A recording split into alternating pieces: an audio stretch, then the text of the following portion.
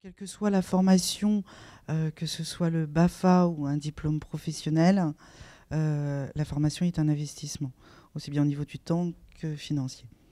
Donc, vaut mieux venir découvrir avant de se lancer dans une formation. Après, voilà, je revendiquerais que c'est très intéressant. Et alors le BAFA, pour avoir encadré des stages BAFA et BAFD, l'avantage du BAFA, c'est que c'est pas un diplôme professionnel. Mais, c'est vraiment non, c'est pas un diplôme professionnel. Par contre, il sera reconnu dans tous les métiers. C'est une expérience qui montre une autonomie de travail, un travail d'équipe, un sens de responsabilité qui sera recherché dans tous les cadres de métier. Et ça, on le voit d'autant plus aujourd'hui, et en particulier sur le travail d'équipe. Le BPGEP, c'est 10 mois de formation. C'est une formation aussi qui a un coût qui est très très élevé. Oui, oui.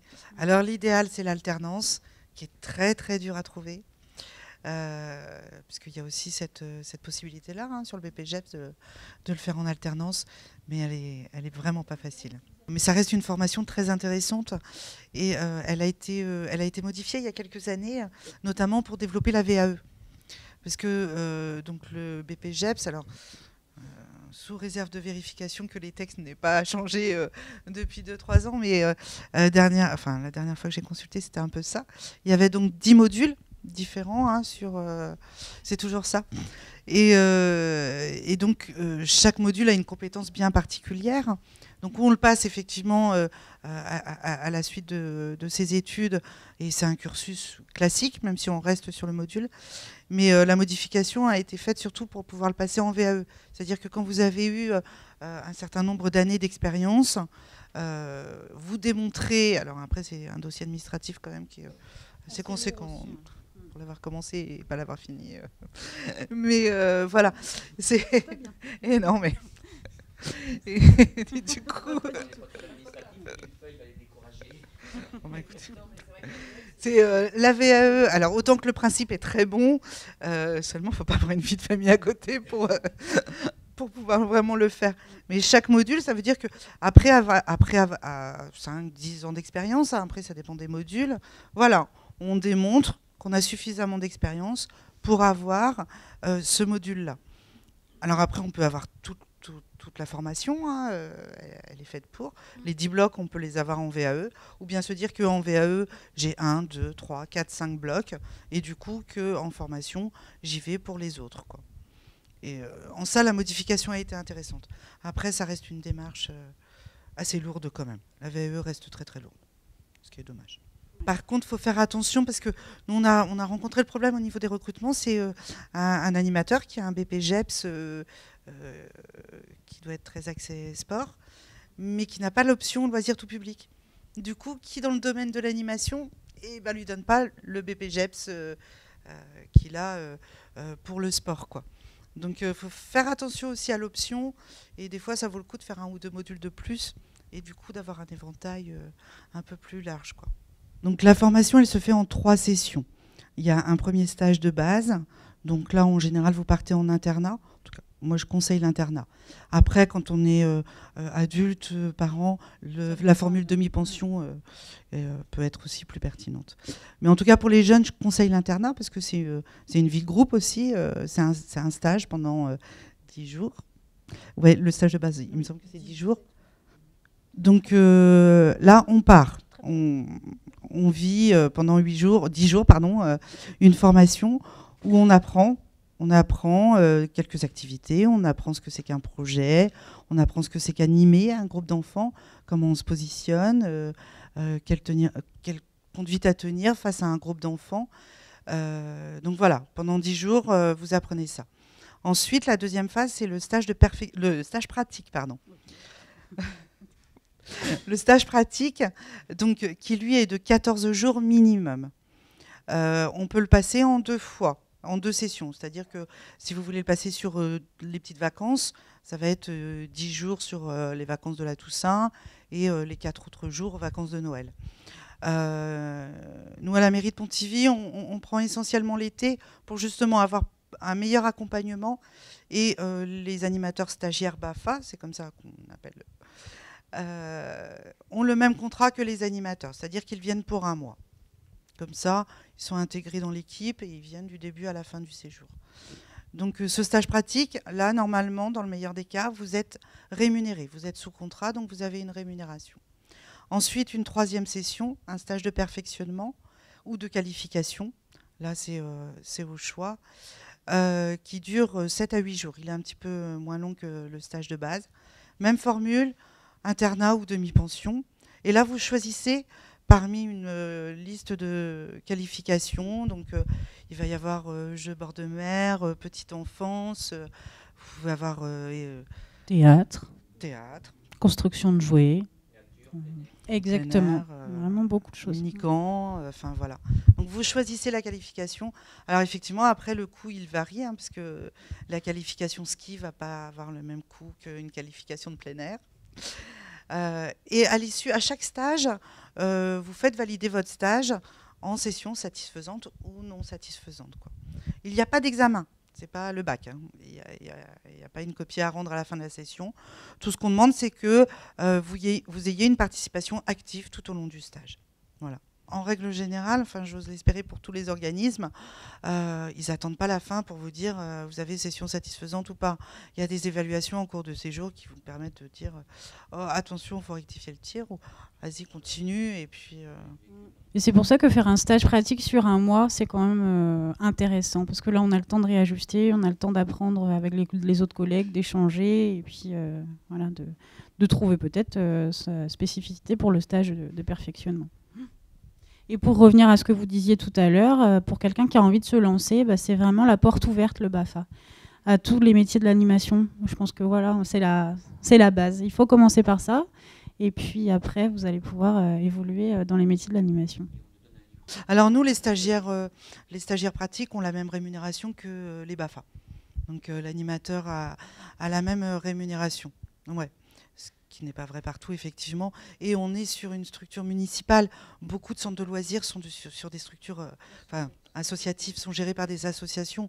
Du coup, effectivement, le statut n'est pas le même. Là. Le contrat n'est pas le même. En termes de subventions, oui, la difficulté, en tout cas, ce que je peux entendre par rapport aux animateurs qui sont en train de poursuivre cette formation, c'est que de plus en plus, il faut faire l'avance du coût du stage.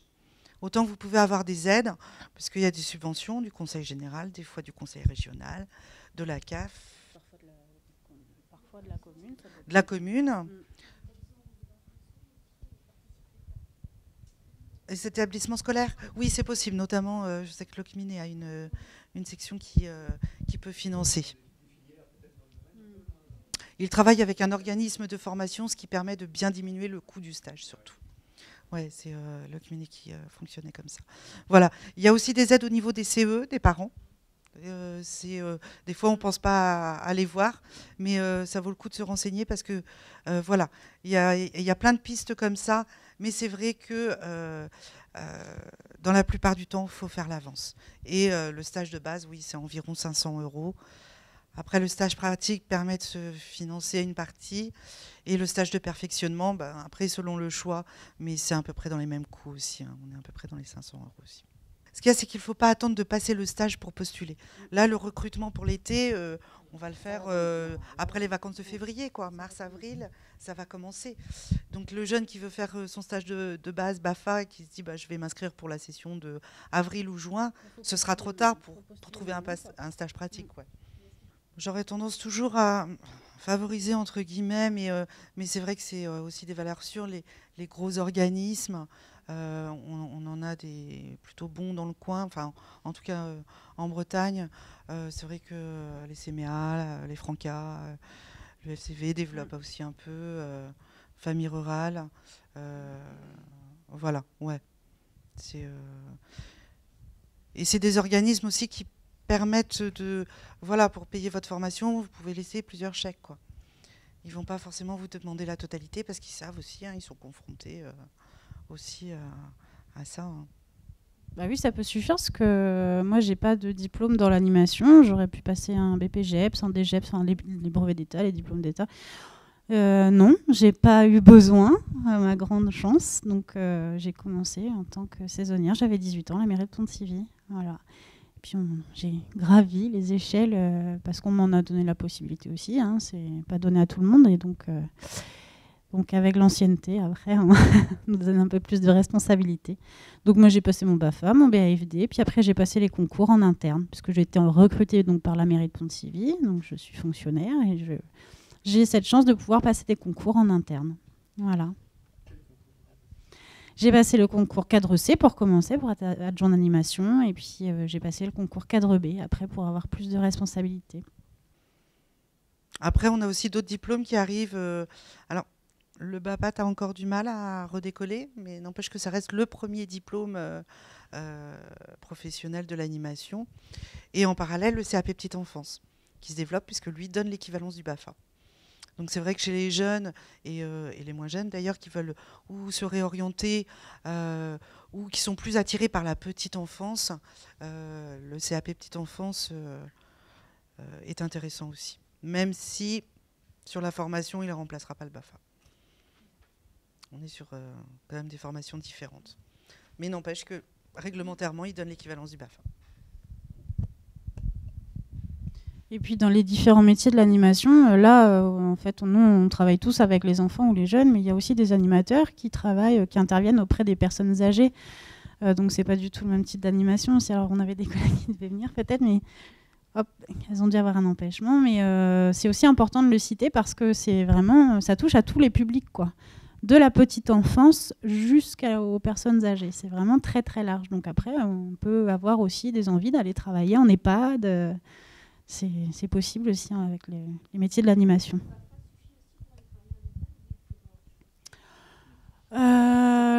Ouais, ça peut. À la base, ça peut aussi si vous faites que de l'animation. Maintenant, vous aurez des qualifications voilà, avec l'EHPAD tout au long de votre carrière, quoi. Alors, il y a des animateurs qui travaillent en EHPAD qui font vraiment que de l'animation auprès des personnes âgées. Donc, ça va être aussi des animations de motricité, réflexes, voilà. Et il y a des animateurs qui sont à mi-temps animateurs et à mi-temps aides-soignants. Donc, ils sont aussi amenés à faire des soins. Voilà. Donc, et c'est souvent ça pour des raisons budgétaires. Effectivement, ils combinent les deux postes. Donc, et les activités de motricité ou les activités manuelles qu'on peut faire avec des personnes âgées, ça se rapproche des activités manuelles qu'on peut faire avec des enfants, des jeunes enfants. Donc, ça va être de la peinture, du piquage, des choses comme ça, du découpage, de la cuisine. Du coup, l'objectif n'est pas le même, puisque chez l'enfant, ça va être d'évoluer. Là, on va être sur le maintien de capacité chez la personne âgée, quoi. Et c'est un secteur qui se développe parce qu'on a de plus en plus de structures d'accueil, on vit de plus en plus longtemps et les structures en ont besoin.